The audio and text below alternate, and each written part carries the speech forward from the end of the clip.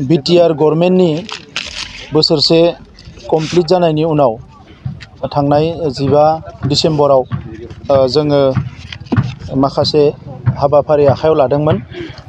थांनाय 14 अक्ट'आव डिसेम्बर दाननि UPPL BJP आरो GSP जयै जोङो मसलपुराव जथुम्मा खुंदों। 15 तारिखआव जोङो बेवहाय माखासे प्रग्रामफोर लन्च खालामदों आरो माखासे गिदिर गिदिर आफादफोरजों जोङो MOU साइन खालामदों। 16 तारिखआव जोङो भिलेज एसेम्बलि लादों आरो फैगौ 18 तारिखआव गाबोनो जोङो गिदिरथार मोनसे सुबुंनि नुजाथिनायाव जोंनि बोसोरसे बिटिआर गभर्नमेन्टनि बोसोरसे कमप्लिट जानायखौ जों सेलिब्रेट खालामनो आखायाव लादों आरो बेवहाय गाहाय आलासि महरै आसामनि चिफ मिनिस्टार बयजोंबो सिबिजानाय डक्टर हिमन्त बिश्व शर्मा बिथाङा बाहागो लागोन। बिथांजों लोगोसे जर'खा आलासि महरै भारत सरकारनि टेक्सटाइल मिनिस्टार मेडाम जारदस बिथाङा बाहागो लागोन।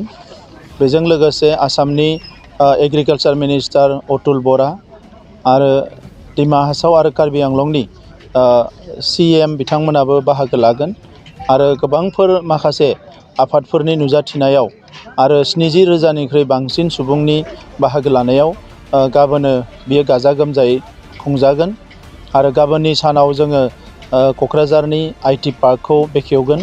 बेजों लोगोसे मोनसे गिदिरथार मिशन टेक्सटाइल मिशनखौ गाबोनो लन्च खालामगोन आरो बेजों लोगोसे मोनसे गाइखेरनि सायाव गोदान मोनसे मिशन लादों। दा बेबो मोनसे मिल्क मिशन गिदिरथार मोनसे मिल्क मिशनखौ जों गाबोनो लन्च खालामगोन।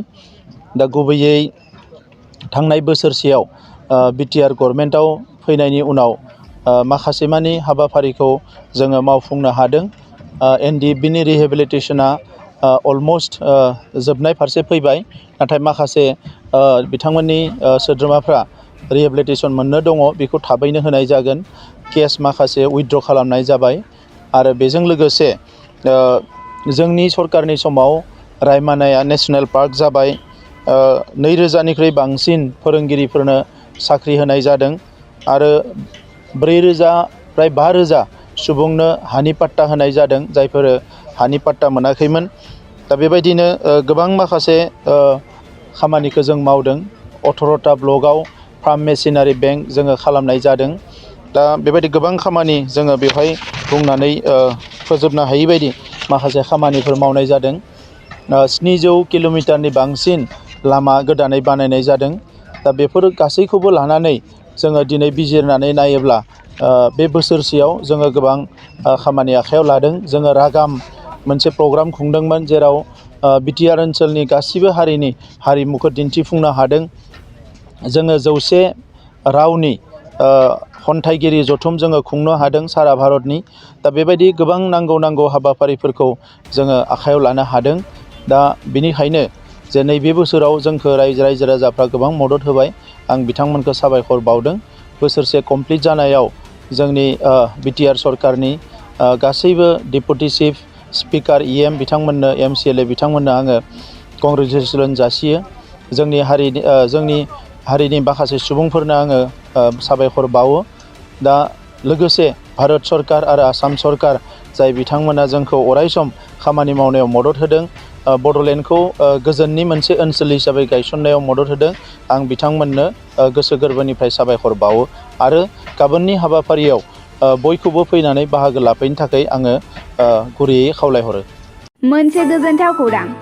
गोजोननि नोगोर क'क्राझाराव थानाय बाजार इन्डिया आरो MRM हस्पिटाल साखाथियाव बड'लेण्ड थेरापिस्ट सेन्टाराव थुब्ला ब्रह्मआ गुबुन गुबुन रोखोमनि सानाय सुनाय गोनां सुबुंफोरनि थाखाय फाहामथाय होनाय जायो। जेरै जान्जि सानाय, हान्थु सानाय, गोदोना सानाय, आदै सानाय, आफादावदै सानाय, जानजि जरा सानाय, खर' सानाय, सिनस्रि जरा सानाय, बैफोरबायदि सुबुंफोरनि सानायफोरखौ फाहामथाय होबोगासिनो दं। सोरबाफोर बे बेरामाव गोग्लैनाय सुबुंफोरा बे खाबुखौ लानो हागोन।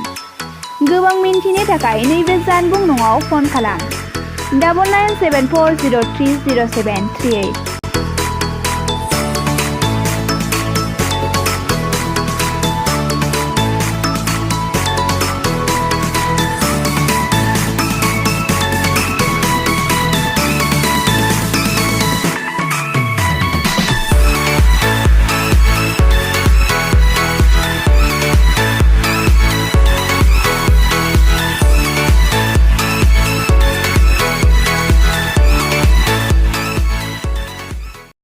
नोंथांमोननि थाखाय बेखेवबाय गियाथि गाउन बांसबारि रेन्ज मानास नेशनेल पार्कआव समायना दावराइ जंगल रिजर्ट। बे रिजर्टआव नोंथांमोना jeep ride, elephant ride, tea tower, river rafting, village visits, फ्रिबेलि इथनिक फुड, माल्टी कुजिन बायदि बायदि सुबिदा थागोन।